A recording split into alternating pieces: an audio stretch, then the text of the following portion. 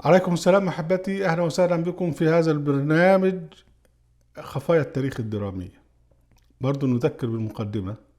في التسعينيات من القرن الماضي انتهيت من إعداد مشروع تحويل التراث إلى دراما بجمع المادة التاريخية وتحويلها إلى قصص، ثم تحويل القصة إلى سيناريو.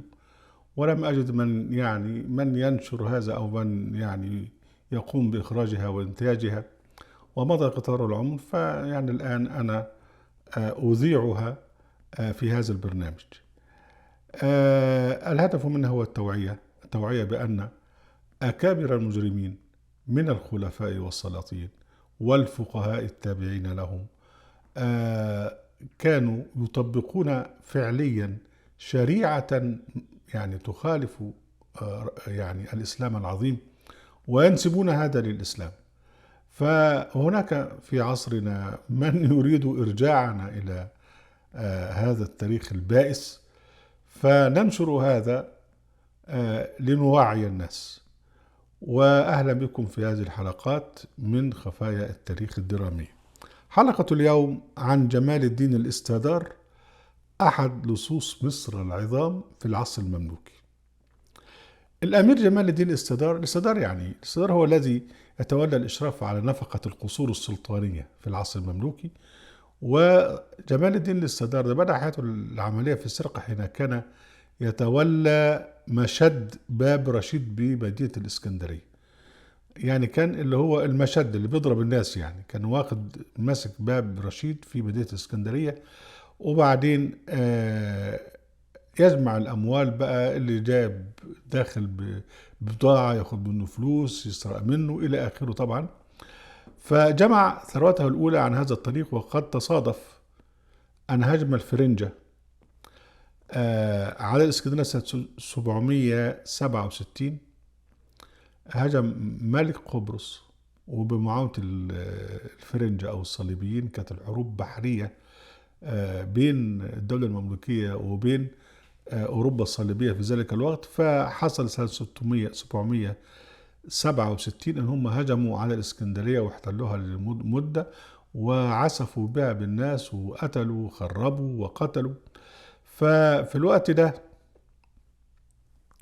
كان صاحبنا ده جمال الدين الاستادار لقي فرصة ان هو في الهيصة ديت يسرق اللي يقدر عليه من اموال الناس، وجاب الفلوس وراح على القاهرة. طبعا معاه فلوس وهروح القاهرة، فهيقدر يشتري وظائف، لان الوظائف في الوقت ده كانت كلها بالشراء. وكان فيه حاجة اسمها ديوان البذل والبرطلة، يشتري المنصب ويدفع فيه فلوس، وبين بالمنصب بقى ياخد من الناس أضعاف ما دفعه. فلابد أن يكون معاه فلوس الأول. فصاحبنا سرق الفلوس من اسكندرية في اسكندرية في وقت الغزو، الاعتداء عليها، وراح بالفلوس الحرام ديت إلى القاهرة ليجرب حظه. والمغريزي بيقول: فيقال أن ماله الذي وجد له حصله يومئذ، يوم الغزو القبرصي الصليبي لمدينة اسكندرية، ثم أنه سار للقاهرة. ده كلام المقريزي. صاحبنا راح للقاهرة بقى عايز يدور على نصيبه بقى، على حظه. فكان ايام الظاهر برقوق. الظاهر برقوق كان راجل جشع جدا في حكاية الاموال.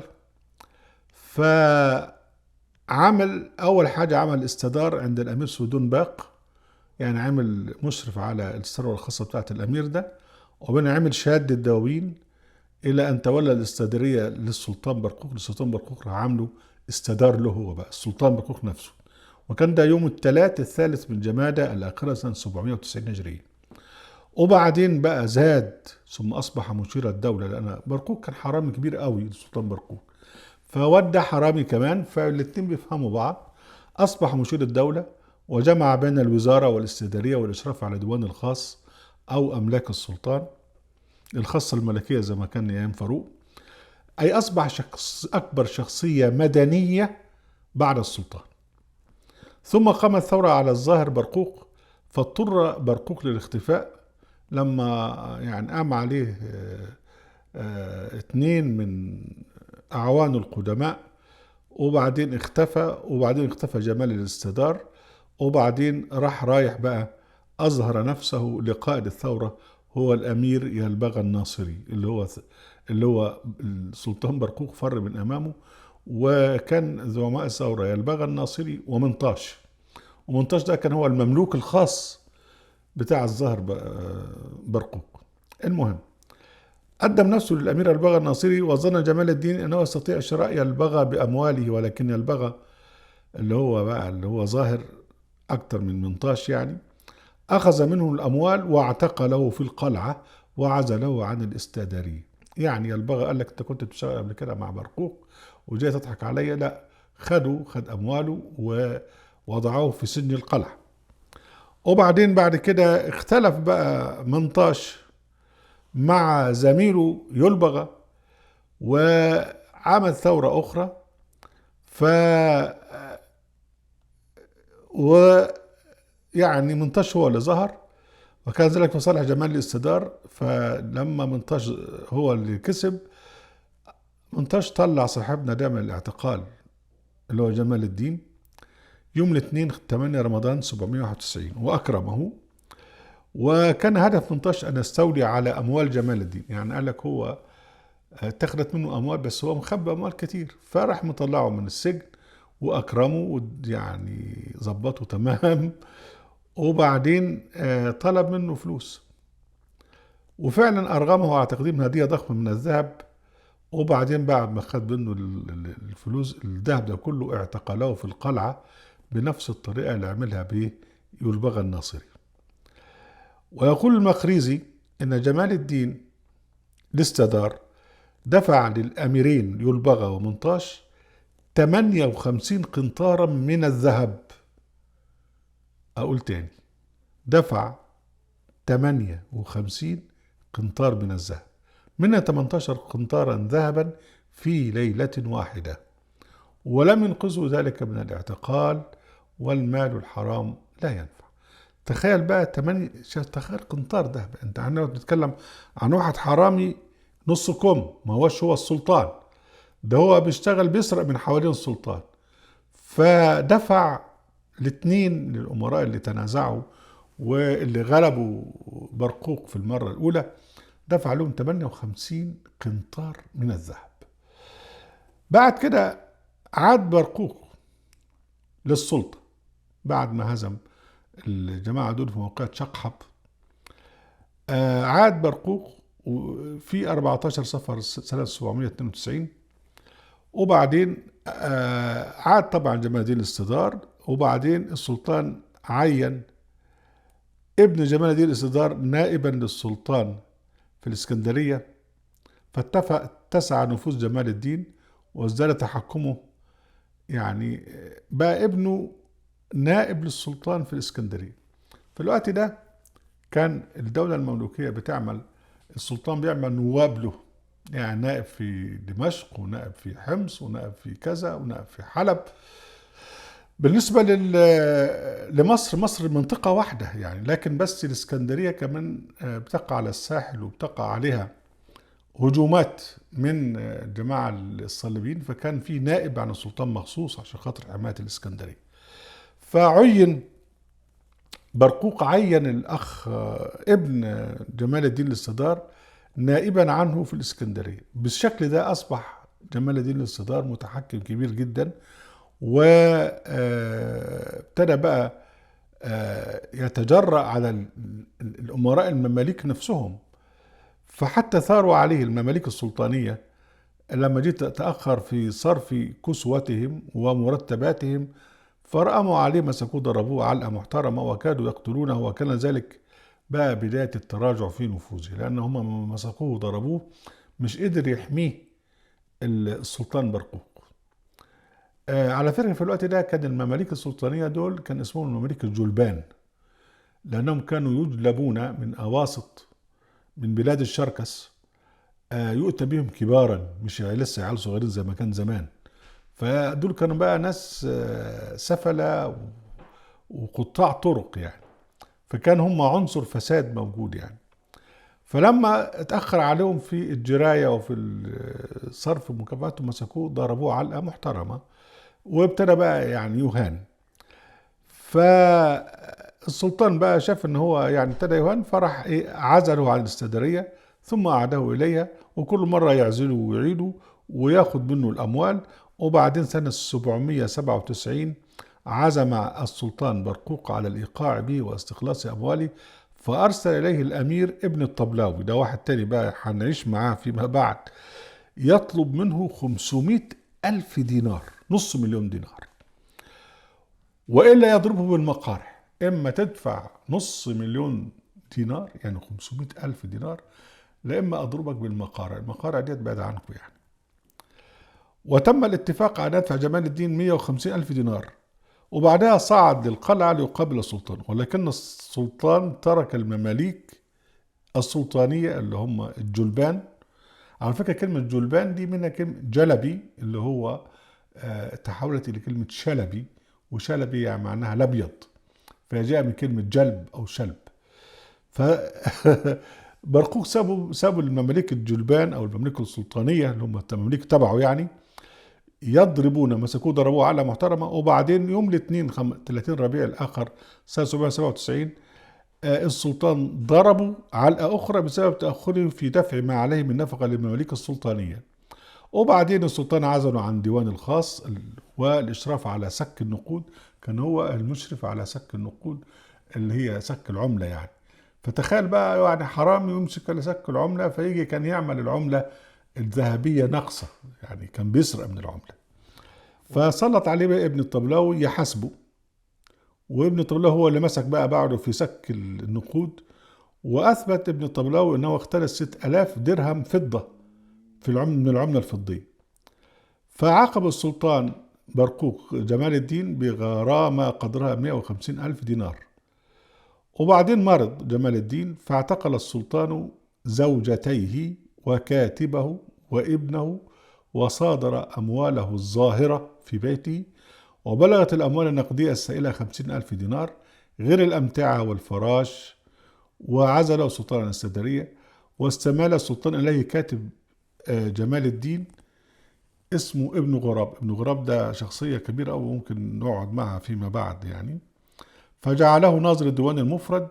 قال له تعالى يلا، اللي هو الكاتب بتاع جمال، قال له تعالى يلا أنا هعملك ناظر الديوان المفرد، بس قول لي الأسرار، هو عين سيدك جمال الدين عين الفلوس بتاعته فين ومخبيها فين. واعتقل ابن الطبلاوي ابن جمال الدين برضو لكي يحصل منه على 100 ألف دينار. وعن طريق ابن غراب اللي هو كاتب جمال الاستدار السابق، عثروا على أموال مخبأة في خرابة خلف مدرسة جمال الدين الاستدار. على فكرة جمال الدين الاستدار عمل مدرسة أو خنقاء كبيرة جدا ولا تزال موجودة من المال الحرام ده.